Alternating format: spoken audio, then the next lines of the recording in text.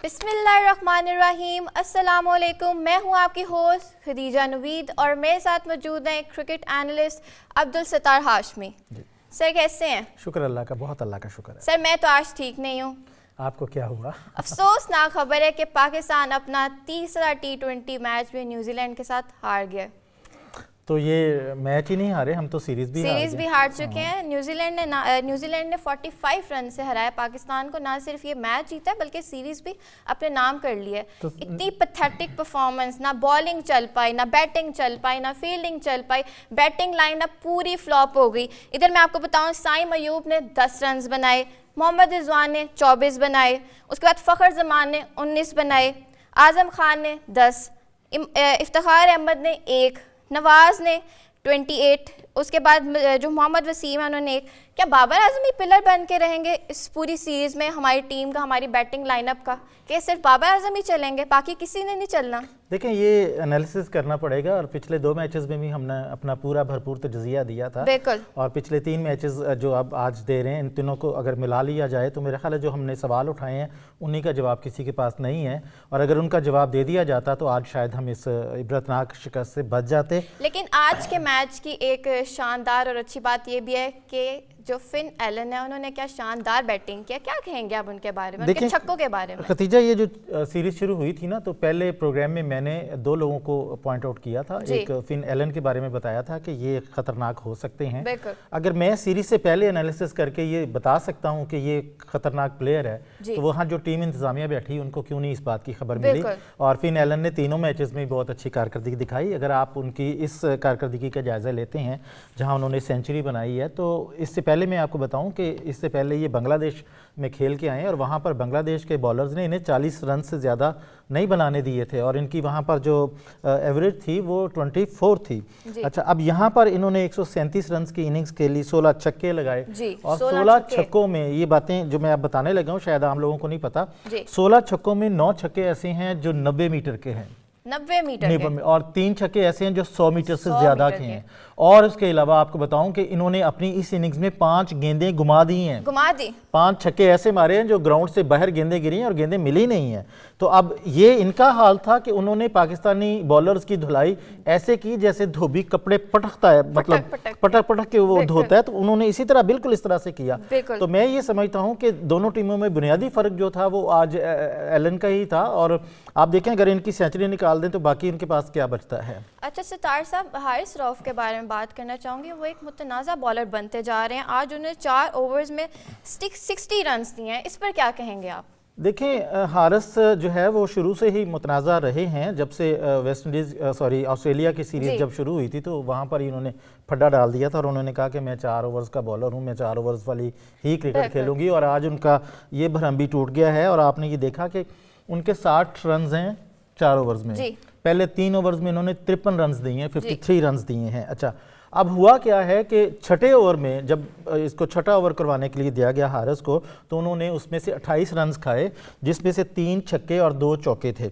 इससे पहले 5 ओवर के गेम में पाकिस्तान ने जो स्कोर दिए थे वो 39 थे, यानी गेम हाथों में थी, कोई मसला नहीं था, पावर प्ले था ना। लेकिन जैसे ही ये ओवर खत्म हुआ, 28 रन ऐड हुए, तो उसके साथ ही जो पावर प्ले था वो आपके हाथ से चला गया। और उसके बाद फिर क्या हुआ, उन्होंने मतलब उसके बाद फिर खैर से हारिस ने 12वां ओवर किया तो उसमें 23 रन दिए। उससे अगले ओवर में शाहीन ने 28 रन दे दिए, 18 रन दे दिए। अब आप ये देखें कि 10 ओवर में 100 स्कोर है, 13 ओवर में 150 स्कोर है, तो आपके हाथ में तो खेल रहा ही नहीं। तो इसका मतलब ये हुआ कि आखिरी 2 ओवर्स थोड़े अच्छे गुजरे हैं, अदरवाइज बाकी जो मैचेस, पूरा मैच जो है वो तो आपने खुद दिया उनको। कहीं ये है ही नहीं कि आपकी कोई बॉलिंग चमक सकती हो। कौन से आप बॉलर्स साथ लेके गए थे? आपने बॉलिंग में चेंज की, जो चेंज बॉलर आए उन्होंने क्या कर दिया। लेकिन फिर भी कंपैरेटिवली मैं ये कहूँगा कि वसीम ने अच्छी गेंद की थी। लेकिन मैं यहाँ आपको फिर एक पॉइंट बता दूँ, मैं 3 दिनों से पीट रहा हूँ कि हारिस को पहले ओवर पावर प्ले में बॉलिंग नहीं मिलनी चाहिए, पावर प्ले में बॉलिंग नहीं मिलनी चाहिए। लेकिन शाहीन को शायद हमारे साथ जिद है, ये पाकिस्तान के साथ जिद है, उसने पावर प्ले में ही गेंद करवाई और पावर प्ले ही में मार पड़ी उनको, और पावर प्ले में ही उन्होंने बुनियाद रख दी अपनी शिकस्त की। तो अब आप ये देखें कि अगर आप उसकी जगह वसीम से बॉल करवा लेते तो वो ज़्यादा बेहतर होना था। तो ये जो गलतियां हुई हैं ना, छोटी छोटी गलतियां जो हैं, ये आप کی شکست کا موجب بنتی ہیں.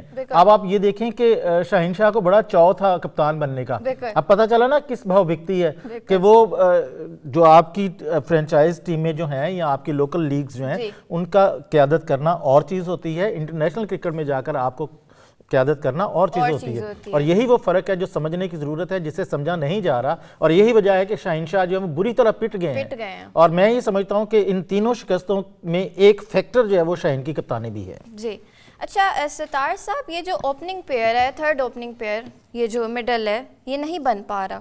اچھا دیکھیں, اس پہ جب یہ سیریز شروع ہوئی تھی نا تو پہلا کویسچن یہ ہوا تھا کہ جی آپ یہ کامیاب اوپننگ جوڑی جو ہے وہ توڑ رہے ہیں, لیکن وہ امپیکٹ جو آپ ڈال رہے تھے وہ نہیں پڑا.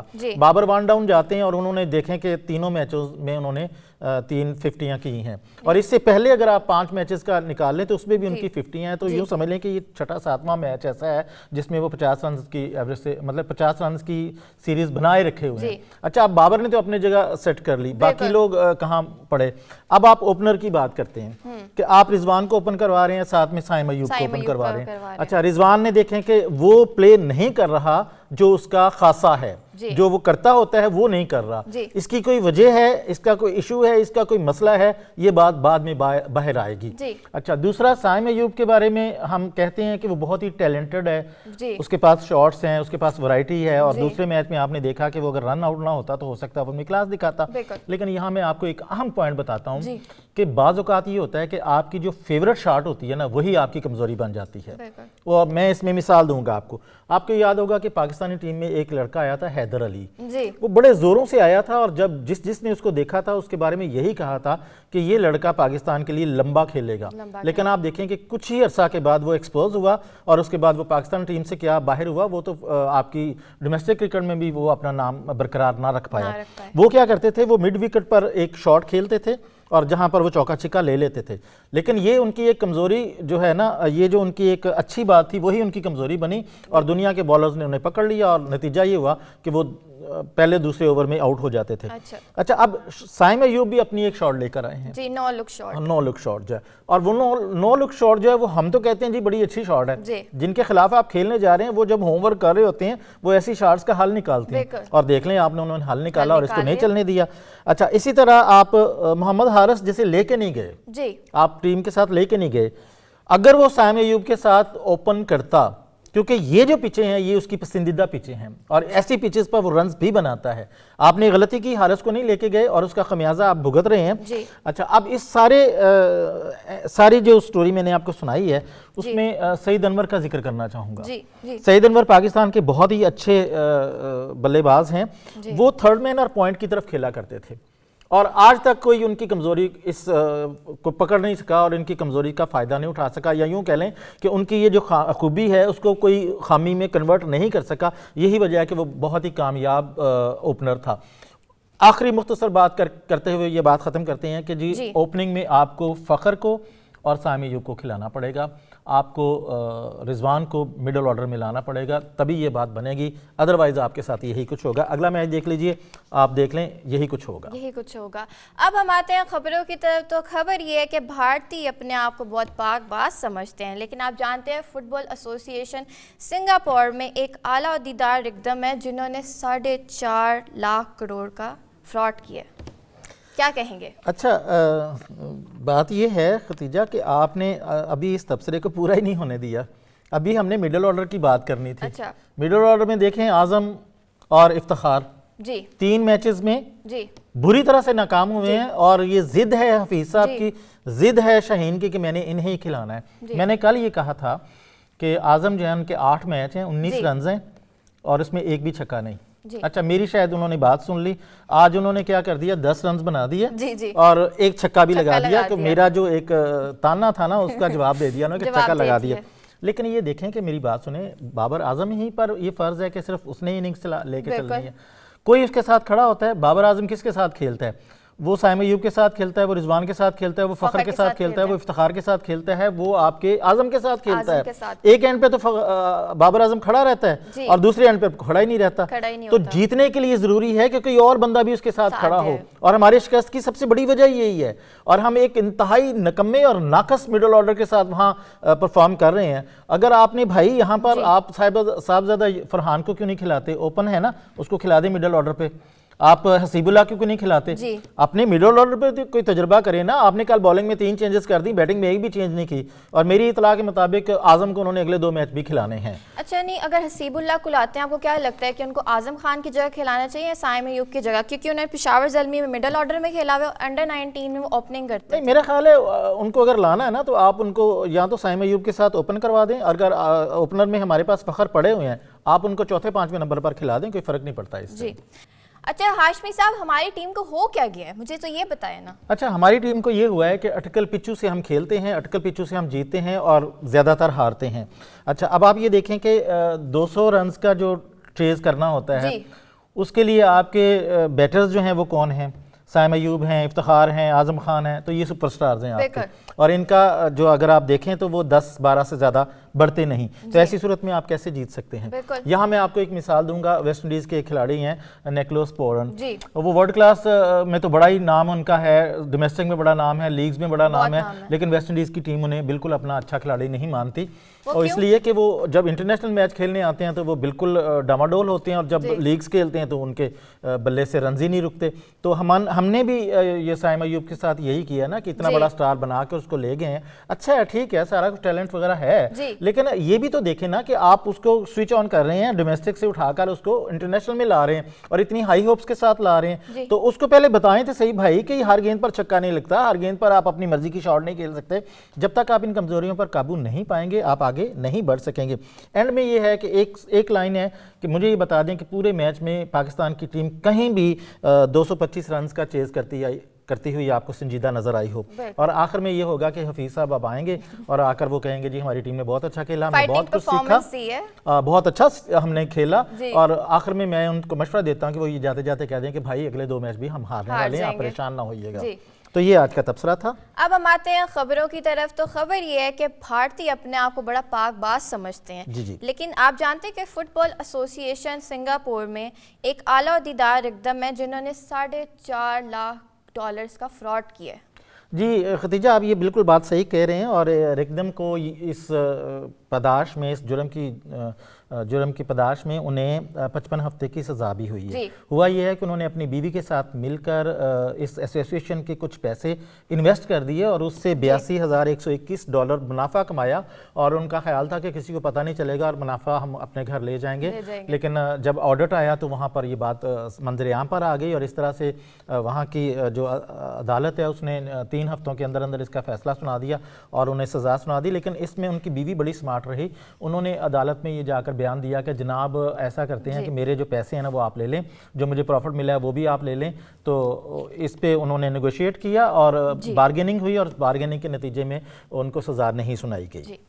اچھا, دوسری خبر میری یہ ہے کہ جب قدرت دینے پہ آتی ہے تو چھپڑ پھاڑ کے دیتی ہے. اسی طرح میں آپ کو بتاؤں گی, آپ جانتے ہیں بھارت کے جو ٹینس سٹار نگل ہیں, جب آسٹریلیا میں کھیلنا ہے تو ان کے اکاؤنٹ میں صرف 80,000 تھے.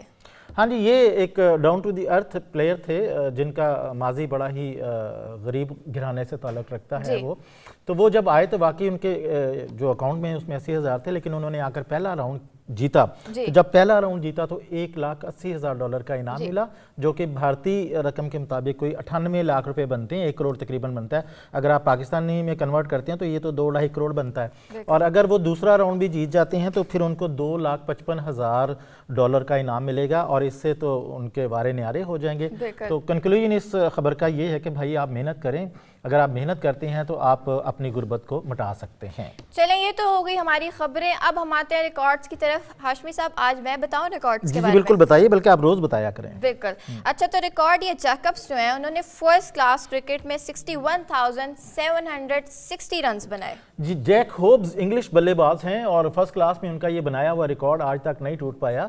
اور اس کے مقابلے میں اگر یہ بتاؤں آپ کو کہ دنیا کے بڑے بڑے جو بلے باز تھے, سچن ٹنڈولکر ہیں, راہل ڈریوڈ ہیں, سنیل گل گواسکر ہیں, رکی پونٹنگ ہیں, جی. جے سوریا ہیں, برائن لارا ہیں, یہ سارے کے سارے ورلڈ کلاس بلے باز ہیں. لیکن آپ کو میں حیران کر دوں کہ یہ ڈومیسٹک کرکٹ کی کسی بھی ٹاپ 10 میں بھی نہیں آتے. تو گویا یہ جیک ہوبز کو ان پہ یہ برتری ہے کہ انہوں نے ایک ایسا ریکارڈ بنا دیا ہے کہ جس کو میٹ کرنے کے لیے دنیا کے بڑے بلے بازوں کو بھی جو ہے وہ باری نہیں مل رہی, یا وہ اس لائن میں نہیں آ رہے کہ وہ ان کا ریکارڈ توڑ پائیں. تو یہ ایک ایسا ریکارڈ ہے جو میرے خیال ہے کافی عرصہ تک رہے گا بھی. اچھا ستار صاحب, دنیا میں سب سے زیادہ ایک اننگز میں ٹیسٹ رنز کس نے بنائے تھے؟ دیکھیں ٹیسٹ رنز جو بنائے تھے نا وہ تو برائن لارا نے بنائے تھے, ایک اننگز میں 400 رنز بنائے تھے. لیکن اگر آپ مجموعی طور پر دیکھتے ہیں تو انگلش بلے باز گراہم گوچ ہیں, انہوں نے ایک میچ کی دونوں اننگز میں انہوں نے بنا کے 456 رنز بنائے تھے.